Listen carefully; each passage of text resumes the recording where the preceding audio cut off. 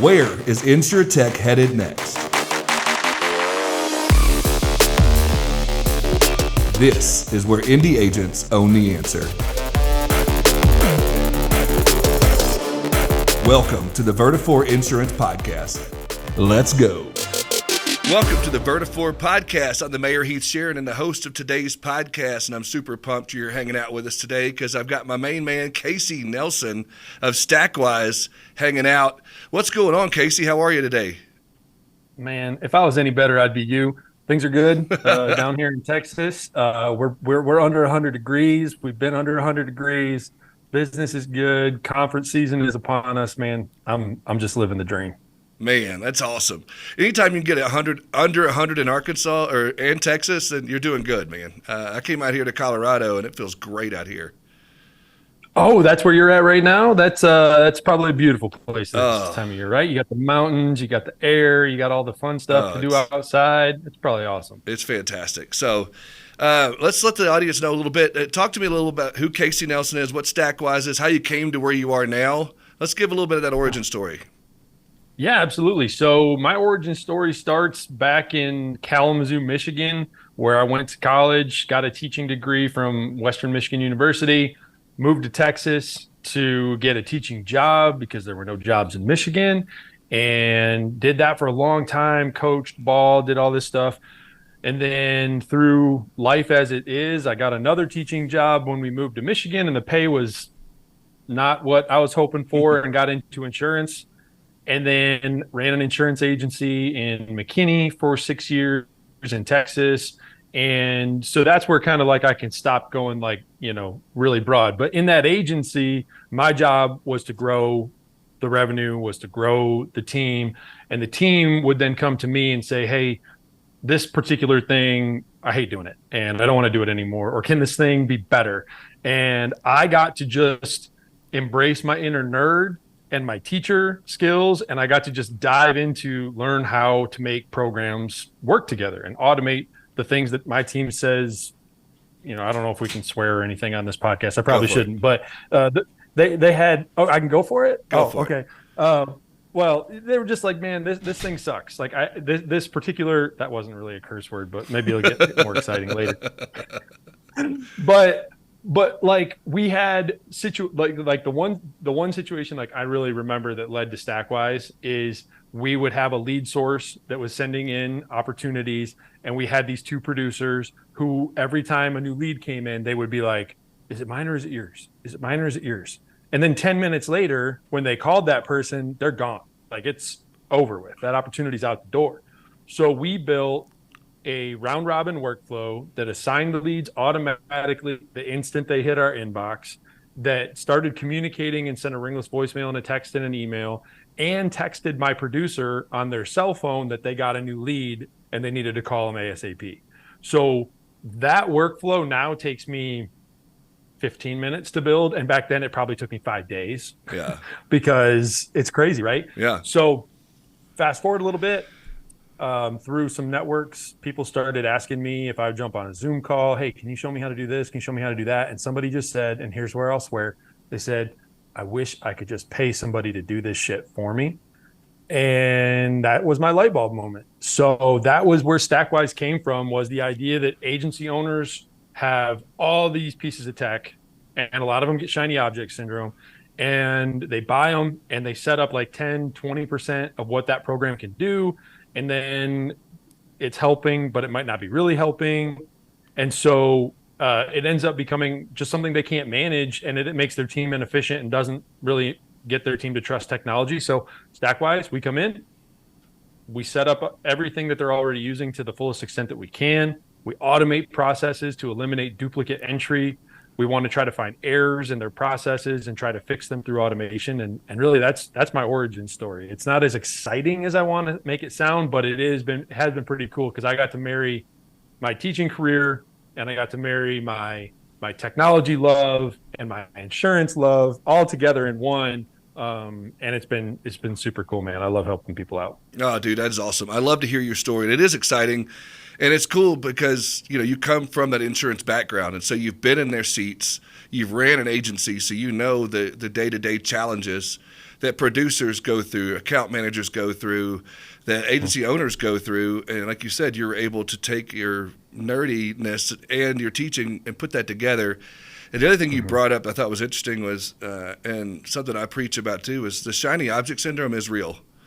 And it is something that, we've seen for several years now, but I think it's gotten even more, prevalent lately because maybe it was a pandemic, maybe it's just where we're at in our industry, but there's a lot of that going on. And so for you to be able to connect those dots is pretty sweet.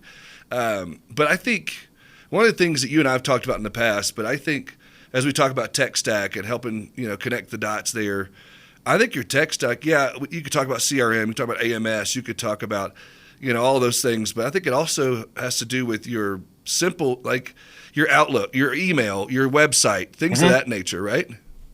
Right. Oh, absolutely. There are within the programs that people are already using, and email is a perfect example because everyone has email, right? Like everyone has either Google or Outlook or whatever.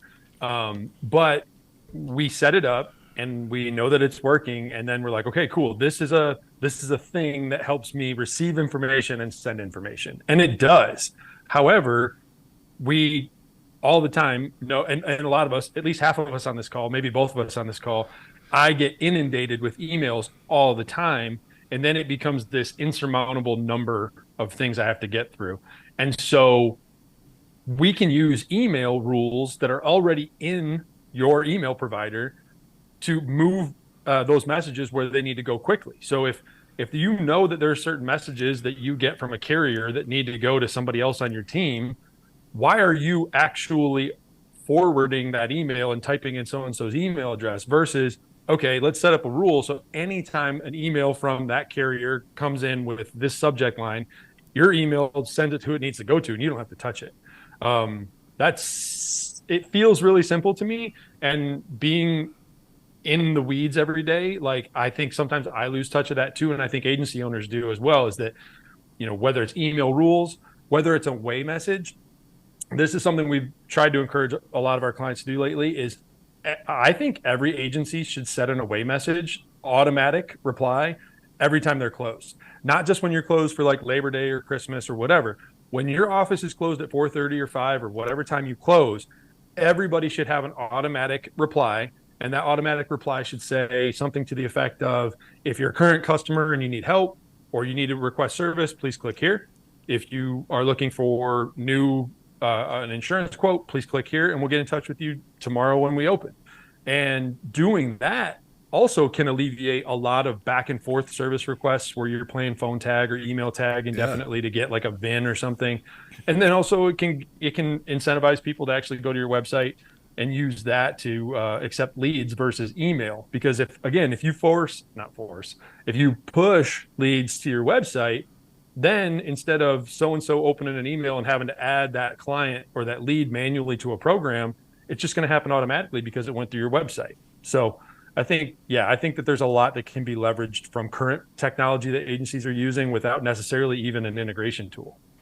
Yeah, I love that you bring up, we talked about website, because I see a lot of agencies that take for granted the website, or they think, I don't need to worry about it, I don't need to update it, or they haven't updated since 2005 when they set it up. But there's still, in your opinion, and what you're saying, if I'm hearing you saying this right, is there's still a lot of power in that website. Even though people are doing social, even though people are doing other things, people still go to websites? Oh, absolutely. And the thing is, so I think that a lot of times, you think of in the insurance agency space, you've got like everyone's going to have a management system and everyone's probably going to have a CRM. And most people think that like those are the two building blocks. And I like to think of the building blocks more like a pyramid or like the trinity of insurance technology or whatever is you got to throw the website in there, because the website, the AMS, and the CRM, those 3 points can really take care of a lot of automation processes, because your website can act as a point guard. So big sports guy, I know you're a sports guy. I know people listening to this are sports guys, but like whether you want to call your website the point guard or the quarterback or the offensive coordinator or whatever, I don't know. But just think of anything where we can accept new data and push it to wherever we need it to go. We can steer clients back to your website at renewal time to fill out renewal questionnaires, get them on the record, making sure that you're cross-selling business, but also you're covering your E&O, because you're asking every single year, hey, do you have a boat? Do you have an RV? Do you have a rental home? Like all these things, you have to get them on the record. Are you driving for a rideshare company? Those kinds of things. But leveraging your website for leads that are inbound, for service requests, and then also for renewals. I mean, those are three really easy things to do that drive people to your website, so they see your brand, so they're used to it. And then if they leave your agency and then they're accustomed to what you've done, and the new agent is just like, yeah, email me any changes, they're going to feel that difference in professionalism real quick. And it's going to plant the seed of like, maybe I shouldn't have left, Heath's agency or Casey's agency or whatever. Okay, so let's put this down on the bottom shelf for agents to understand. Could you give kind of a good example? What do you think the best example? Because you gave a couple of use cases there, high level, but give me an example of something just somebody right now listening could set up right now within their website or have set up in their website. Yeah, okay, sure. So I think the first thing that I would leverage a website for if I was an agency owner and I was not making use of it now, I would add a service request form. Okay. Because most websites that we've seen that are either built by insurance agency vendors or by, the local web provider in your town, which is cool if you can support them too. But there's like a contact us form and a lead form, right? In most cases when that website comes out of the box. Well, contact us to me doesn't mean anything. Like, who the hell contacts you? Like, right. That's stupid, right? I'm sorry. It's just, it's useless. I'm not going to go to my insurance agency if I'm a customer. I'm not going to go there and be like, oh, contact us. Yes, I'm going to contact you. No, like, be clear with the call to action. Click here to submit service requests. Click here for questions. Click here to request a change. Like, be direct with your call to action, and then also invest a little time or contact us, and we'll send you a form. Like, but use the form builder within your website to really collect the data you need to complete service requests. So for example, an endorsement, add a vehicle, is that what you're talking about? Mm-hmm. Yeah, for sure. So somebody goes to your website, they click on the service request form. You're going to say, okay, what policy do you need to service? Home, auto, just for starters. They click auto. You say, cool, what do you need to do? Here are the most common things. Update a driver, remove a car, add a car, whatever. And then the next screen says, this is the information we're going to need. VIN, driver, year, make, model, all that stuff. So that when they hit submit, you have everything you need to make the change. That's good. That's a good use case. That's a great idea. And so that's them using their website as their home base, their headquarters to get that done. Mm-hmm. Then from there, when they hit submit, you could set it up to where it'll go straight to an inbox, or can you set it up to go to your AMS? Can you set it up? What can you do it from there? So on the most basic level, what you could do is you could set it up so that form submission triggers all that information to go to a specific person on your team who handles those types of requests, right? That's like, okay, cool. That's the starting point. It's got to do that. So then the second level is, okay, let's make sure that information gets added as a service request in whatever system you're using. So if you're using your CRM to track service, then that submission needs to create a service request in your CRM connected to that client's account. If you're using something else that you've developed on your own, which I've seen some really cool ones. So I'm not bashing people that use Sheets. There are some insanely incredible sheets out there that are almost like a CRM in and of themselves. So for those of you listening that have spent time on your sheets, like, good on you. There's an easier way, but good on you. So just the point of that is just wherever you track your service requests, that form submission needs to create a service request. So I think there's the starting point is you got to notify somebody, but a better result is that we actually move that data where it needs to go into who it needs to go to, so that the service request can be completed on time. And that can all connect into your AMS as well, and all of that. So like, they're doing all the work for you pretty much. The client is. Yeah. But there's got to be a level of training for that, for the customer experience and that customer journey. And, you and I talked about this a little bit prior, but, there's a lot of agencies that, they don't necessarily lay that out, in a way that they leave too much control into the client's hands, is the way I look at it. And so you're saying you should lay out the expectations a little bit more with your clients. And talk to me a little bit about that. Yeah, the key word you just said there is expectations. And we, as an insurance industry, and even though I'm not selling insurance, I still count myself as part of the industry. Yeah. We do a bad job at setting the expectations for our customers. And I can speak to that from experience, both at the agency I was at and also with Stakwise. Like that's a failure on our part too. Is like I did not do a good enough job there. But what setting expectations for your customers will do is really truly allow you to be more profitable per customer. So the onboarding sequence from whatever program you're using needs to communicate that you are a professional and not an order taker. And maybe not in those terms, but that's the message that needs to be sent to your new customer. Your producers need to tell your new customers on the phone what the expectations are once you buy this policy. And if somebody doesn't like those expectations, then they're not your ideal client, and they're going to end up being more expensive, and you're going to make less money on that client than you would any other client. So from an onboarding perspective, what I encourage is to take a more direct approach with what you want your clients to do in certain situations and try to train them to do it. So clients aren't kids, but I think about it in the same way as I think about my kids. Right on. When I get frustrated with my kids for doing or not doing something that does not meet my expectations, if I realize that I've never communicated my expectations to them, how on earth do I have any business being upset with them if I never said, you need to do this when this happens, or I expect you to do that when this other thing happens? It's crazy. Like, were they supposed to read my mind? Are your customers supposed to read your mind? And so in that onboarding process, you need to very clearly, explicitly communicate, this is how you request a policy change. This is how you add a vehicle. How many agencies pay for these amazing technology, these amazing insurance apps, right? That communicate with their AMS, that will provide ID cards, that will do all this other cool stuff, that even let you submit service requests. But what I see is a lot of communication to new customers saying like, hey, we have this cool app. It'd be awesome if you download it. That doesn't get you anywhere. It needs to be, as a client of Insurance Town Insurance Agency, you need to download this app.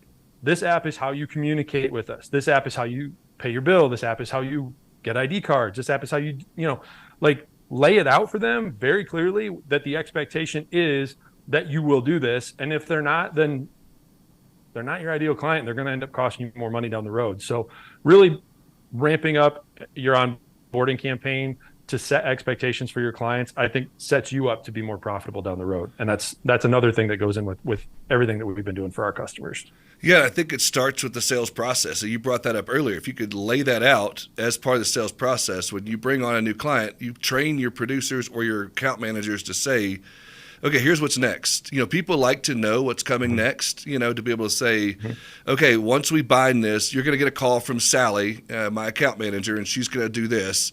And then what we're going to want to do is set you up with your login and your password. We're going to show you how to submit a request, whatever it might be, and walk them through. Is that what you're walking through as well? Yeah. And there's so many different ways to do it, right? Yeah. You could actually have a CSR or an account manager or the producer call them, right? That could be part of your onboarding campaign as it launches a task to call them. And on that call, you have the responsibility to walk them through setting up the app or registering for the whatever system you want them to use, or show them the exact link on your website where they're going to need to go to submit service requests or access their policy documents. We can't just throw an email at them and be like, all right, we're good. Right. They're not going to read it. And we're never going to bat 1,000 on this. We're not. But if we can get more, I think the goal should be at least 50% of new business clients each month if you're using an app, at least 50% of all new business should be downloading that app and or registering for it within 30 days. Then you have, different touch points for pre-existing customers that you may have to have a different campaign for. But I think, sometimes people get stuck looking at like, well, I've got 2,000 clients and they've always been doing it this way. They've always texted when they needed help, or well, communicate to them that that's changed. Communicate to them that, in order to be as efficient as possible and give them the best service as possible, like we need to change the way we're doing things, and be willing to answer some tough questions from some customers. But ultimately, if you're not pushing in all of your leads through one portal or one point of entry, your service through one port of entry, then you're kind of just like grabbing at everything, because a lot of people say like, well, just get in touch with me. However, like we check Facebook and we check Instagram and we watch, like, okay, cool. Like you're going to miss stuff. Like, don't do that. Like it has to go through one point of entry. And that's true. I'm getting off on a soapbox here, but like that's true for your service team as well. So if a service request can be created by a customer through a website, a form on your website, then your service team should be using that same form when they're talking to somebody on the phone and they are taking down a service request. That way nothing gets lost, because if it didn't go through that point of entry, it didn't happen.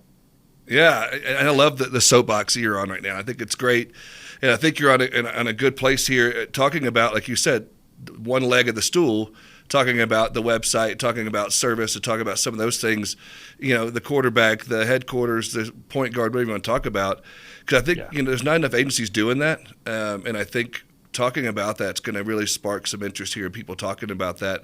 Because I think people overlook the website. I think you're 100% correct in that. And people, they don't think about that enough and how they can use that to empower themselves. And they don't walk through their customers through what that journey looks like. And it's an old one, but I use the example of Chick-fil-A, or even Starbucks for that matter. When you go through a Chick-fil-A line, exactly what you're going to get. I mean, you're going to get, the greeting you want. They're going to get your food right. They're going to say, my pleasure at the end. The exact, no matter if you're in Arkansas, Texas, or Colorado, all the Chick-fil-A's, you're going to get the same service. Same thing with the Starbucks usually. And there's a reason why those companies are so successful. And I think your agency could be the same way. So one of the things, you also brought up the second leg of the stool, so to speak, would be either the CRM or the AMS. So for this, we'll start with the AMS. And so talk to me a little bit about, what you're seeing and maybe the best ways that you're seeing agencies using their AMS and how they could do better at that from a CTO's perspective. Sure. And there's a really wide range of what an AMS system can do from vendor to vendor. So in a very broad way, what we're seeing is, of course, an agency management system is responsible to, take the carrier downloads and have correct policy information, because, most CRMs, in fact, almost all CRMs that I can think of off the top of my head, would be a bad place for your account manager to go if someone called in after a wreck and was like, what's my deductible, right? Yeah. That information doesn't live there. Now, you might have a document saved in there that has it, but if you go to the AMS, you're going to see Casey's policy has $500 deductible and roadside and rental reimbursement. Boom, boom, boom, boom, boom. And you can just tell me on the phone, and I now know. So I think the AMS, from a usability standpoint, what we're seeing is some of the back of the house people that maybe are more on the accounting side, commission reconciliation, stuff like that. Like they're using the AMS a lot because that's just where that data lives. It's where it's added from the carrier. It's just where they need to be. But I think that most people in agencies now that are client facing or lead facing are really spending the majority of their time in their CRM, because that's where the communication is occurring. And that's where also the pipeline generally lives. I mean, some AMS systems do have a pipeline function or something like that. But for the most part, I think that in a traditional agency, or I shouldn't say traditional, in an agency that's trying to leverage technology as efficiently as possible, I think they're spending 80 to 90% of their time working out of their CRM and not their AMS. But their AMS is super important for documentation. It's super important for carrier downloads. Some AMS systems will allow us to trigger automations when you do certain things inside of them, right? So if you change a client to, let's say, add a tag that there's a pending cancel notice from the carrier, then just the action of adding that tag can actually then create other workflows or trigger other workflows in other systems. So I think that it's a super instrumental part of it, but I do think that the CRM functionality is pulling more people in an agency away from using the AMS as much, and more of their time is spent in their CRM. Yeah, I understand where you're coming from there, and I agree with you. I do think, what you were talking about with the AMS is, more of internal functionality of communicating within your team and trying to keep some of that going. And I know a lot of agencies that they don't even give their producers a login to their AMS because that's more, like you said, a service functionality, or even, the C-suite level execs there, people working within that.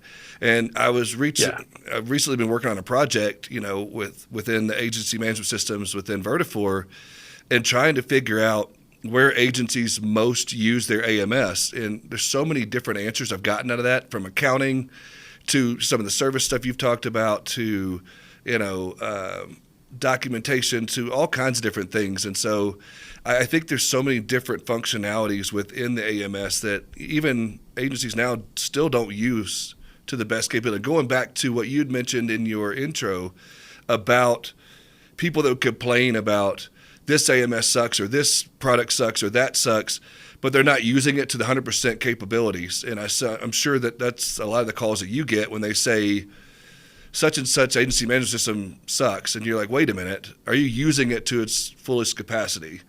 Are you seeing that? Are you still seeing a lot of that? In what areas do you see the most that they're not using it, where you could be like, it doesn't suck? Let me show you some really cool functions that most AMS systems do.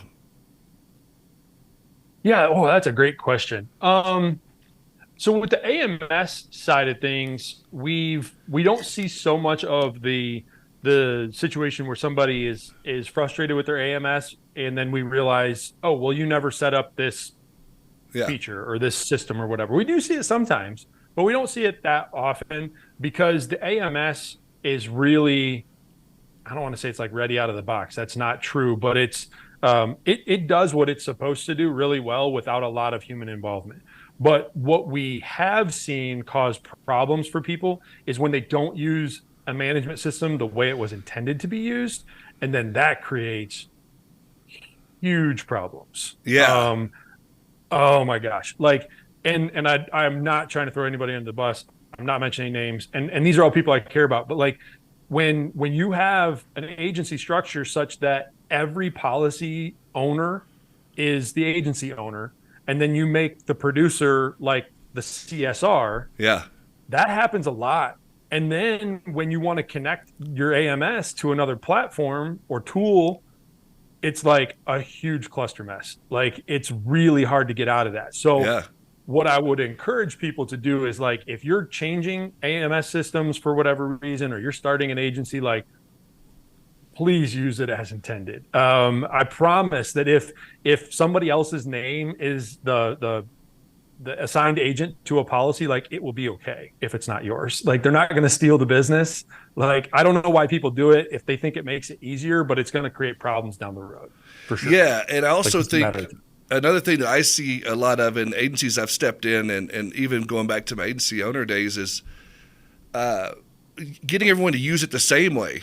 I think if you've got a staff of, let's say, 20 or even 10 or 5, all 5, 10, 15, 20 people are probably going to use it different ways, unless you're intentional about, here's how we do this, here's our process. Mm-hmm. Oh, so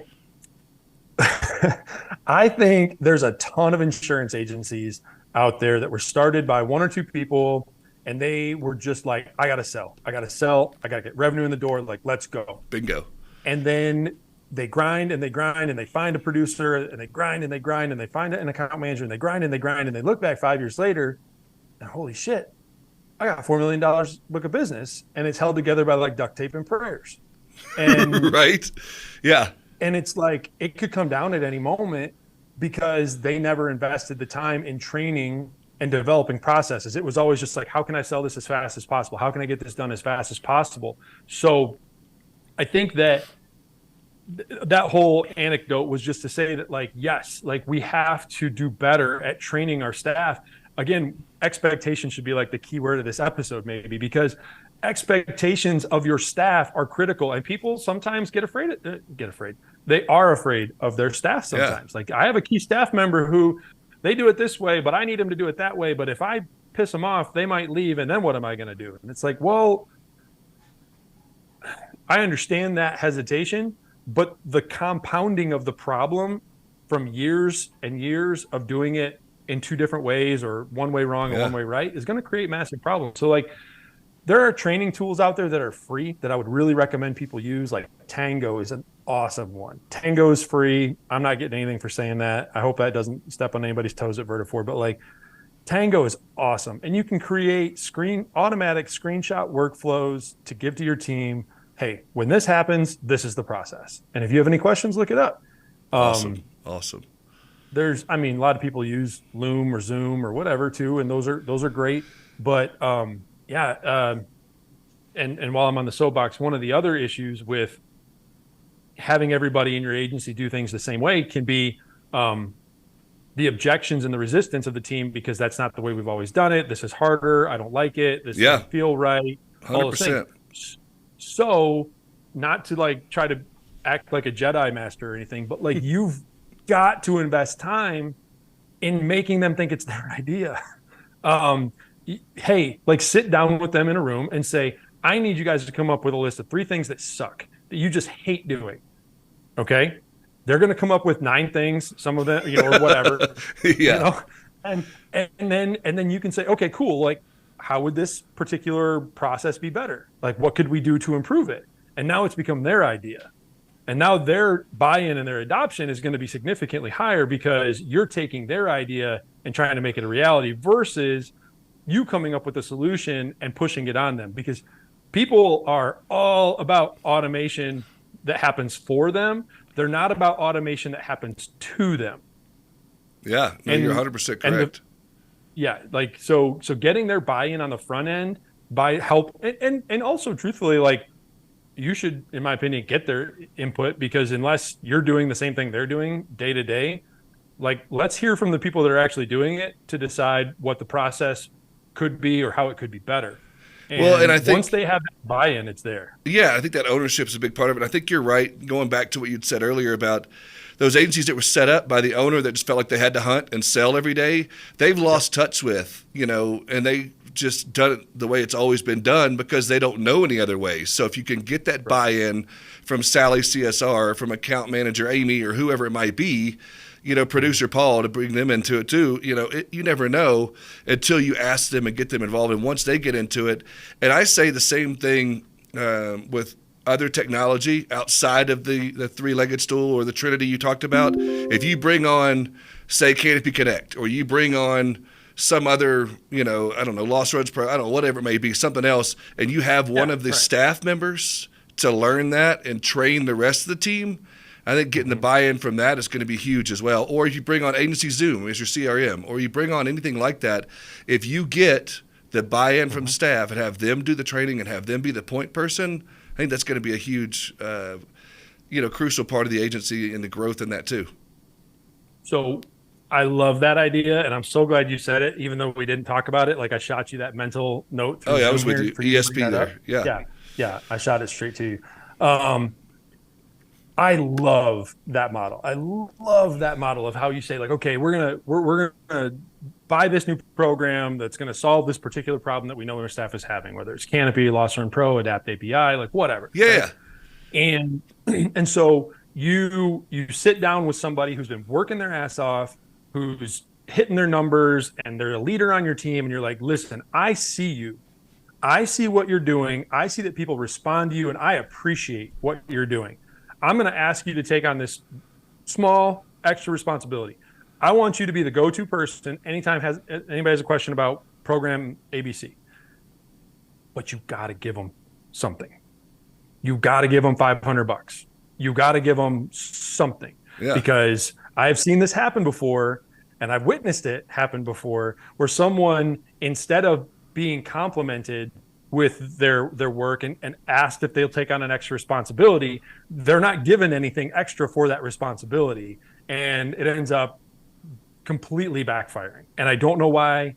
it happened. Why I know why that happens, but I don't know why people aren't willing to say like, hey, for this extra time that I know you'll spend some extra time, here's an extra $500 a month or $250 stipend or whatever, or a one-time bonus of $1,000. Like, I don't know. The numbers Right. don't really Or matter. it could be even gotta be something. Yeah, it could even be an extra day off, an extra week off. Sure. It could be anything. Yeah. So I think you're right. Incentivizing them to do that, I think, is a big help too.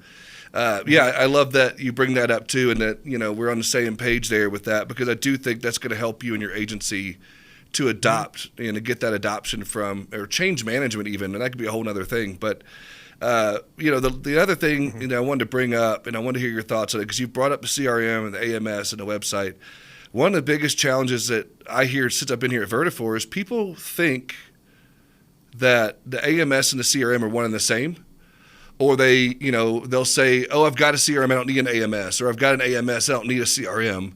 And like you said, using it for what it's intended for. Do you see that a lot too? Oh, yeah. Yeah, absolutely. I see a lot of people, there are AMS systems, there are management systems that have CRM-ish functions, right? Like they'll do certain things in an automated way, or they might have some kind of a sales tool or whatever. And there are some that actually do. There are two that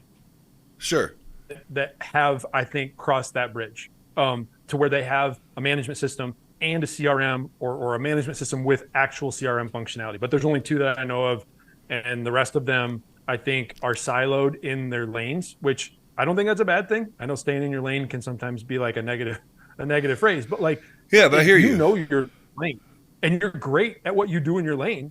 Then like stay in your lane and get even better at it, and partner with vendors that have the lane next to you that you want, but you understand it's not cost effective. You're not good at it. Partner with them, and we have seen more of that lately. Like there are vendors lately who we have seen, the ice is thawing a little bit. And I think they're understanding that if they don't play nice with others, they're going to lose significant market share to those vendors that will play nice with others, because there is a explosion happening in ancillary or complementary insurance technologies 100% that are changing the way agencies can do business. And if you're a management system or a CRM that does not play nice with either Zapier or some other connector, or directly with those vendors, like you're probably going to get left in the dust. And frankly, if you're an agency and you're using a management system that is not going to play nice with others, or has said that they're going to for 18 months and hasn't, I don't want to tell you got to change management systems. That's not my place, but like you're going to find yourself in a really bad spot, and it's going to happen a lot sooner than you think.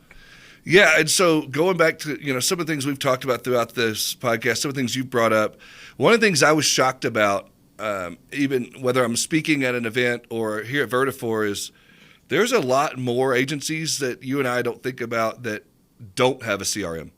And I was shocked by that when I first found that out. Because you and I take for granted, we just think, oh, every agency has a CRM, but they don't. And so, or again, they'll think that it's the same as AMS, or they don't need one or the other.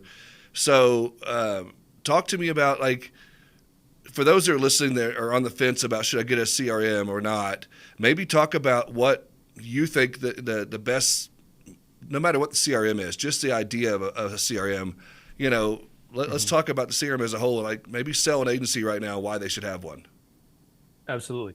So one of the main reasons I would recommend a CRM to an insurance agency is that you can use one platform for so many different things. So your team doesn't have to toggle between this tab and that tab, or this window and that window, and all this other stuff. Like with a CRM, in most cases, you're going to be able to view leads, manage a pipeline, have automated communications, send manual communications.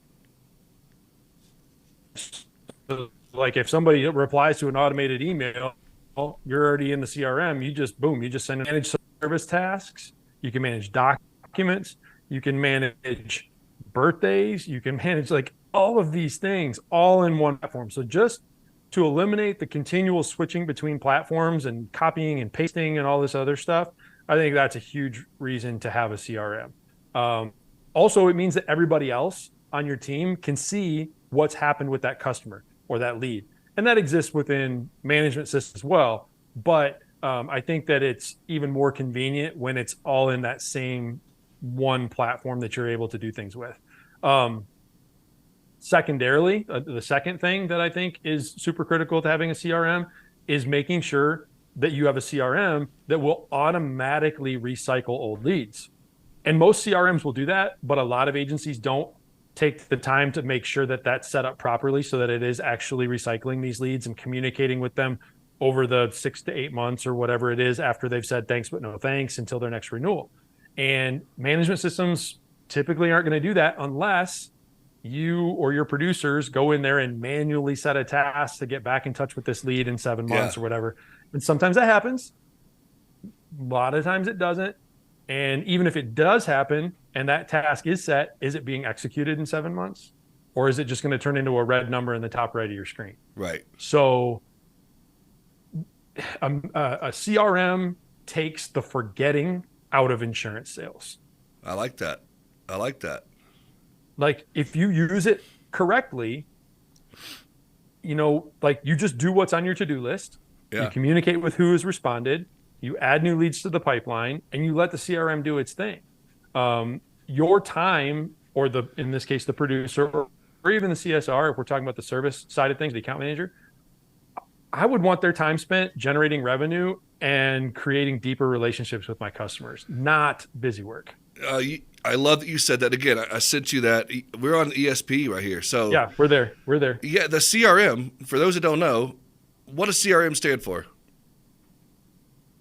Relationship manager. Customer relationship manager. You're exactly right. And so if you could use your CRM to do the things that, the back office stuff, the things that, are taking up your staff's time, and now your staff can build that relationship and they can build that, spend time doing things that matter.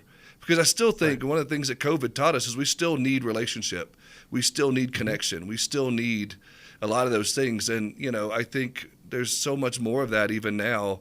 So if you can use technology to be able to aid you in doing that, it's not replacing humans. It's helping you to communicate better and build a relationship better, right?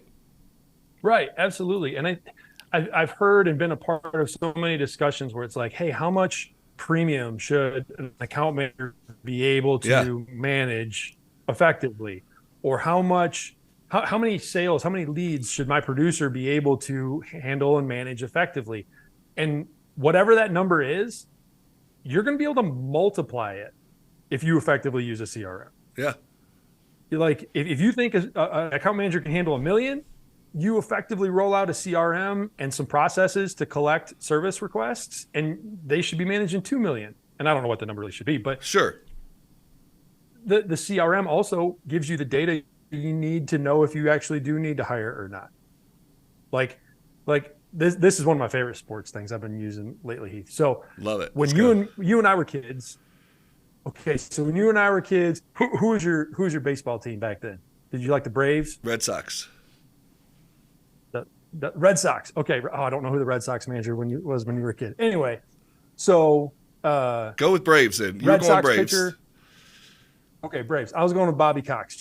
Bobby Cox. There you go. Bobby Cox is he's the manager I remember from my youth for whatever reason, because the Braves just dominated. So Bobby Cox is sitting in Turner Field in 1996, and John Smoltz is out there in the 7th inning, and Bobby Cox has to manage John Smoltz from his gut.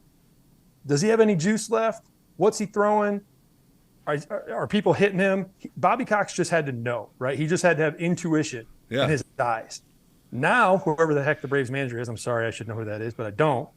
He's got data. He knows the spin rate. He knows the velocity. He knows how many times this guy's seen him.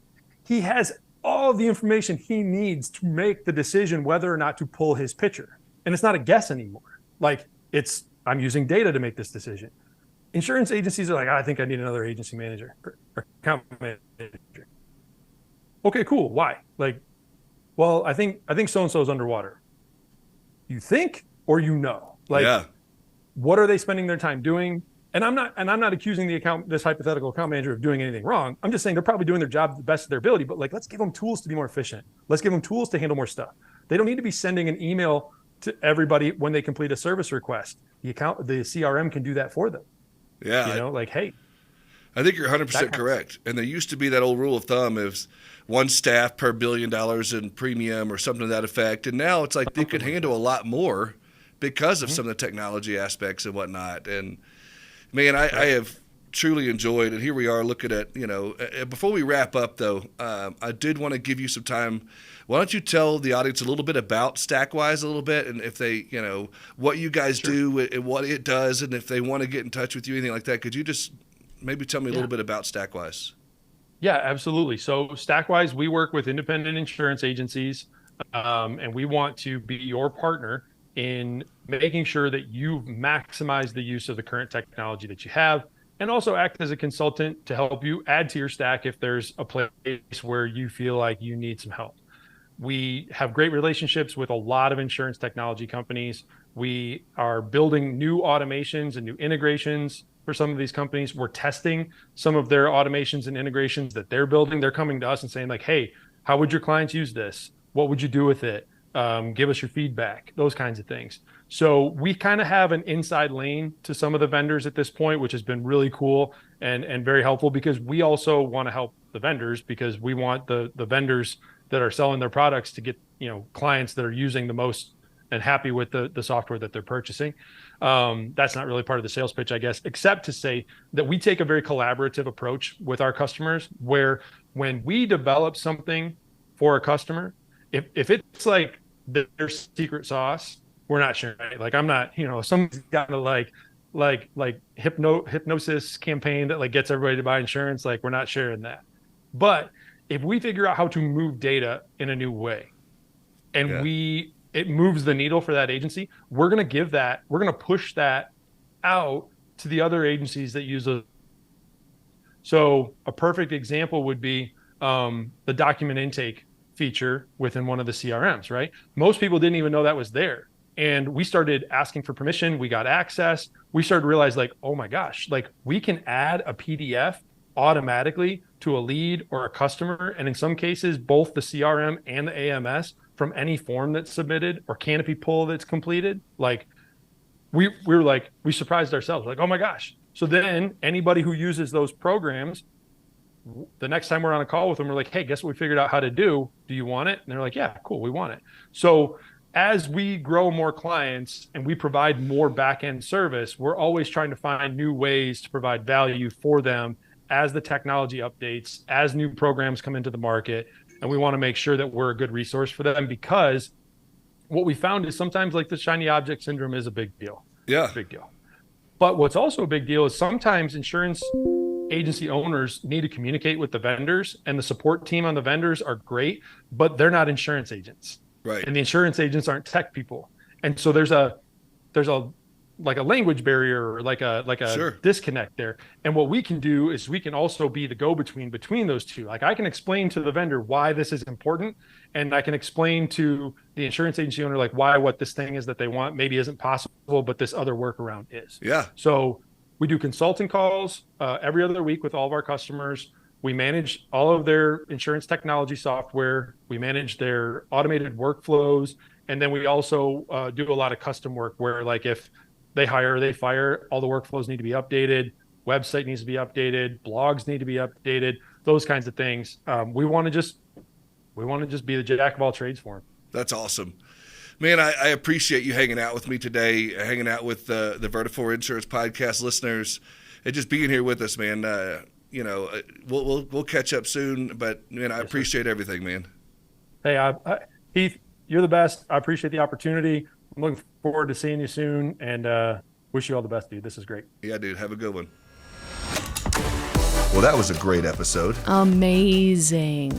It was an amazing episode. I really enjoyed that content. Guys, if you enjoyed that content and you want more of it, make sure you hit the subscribe button. Nah, dude. You got to tell them to crush it. Crush that subscribe button, guys. All right. Whether you want to crush it, smash it, hit it. Bop it? Sure, we could bop it. Either way, guys, we don't want you to miss another episode. We enjoy spending time with you, the VIP. Yeah. We'll see you next week.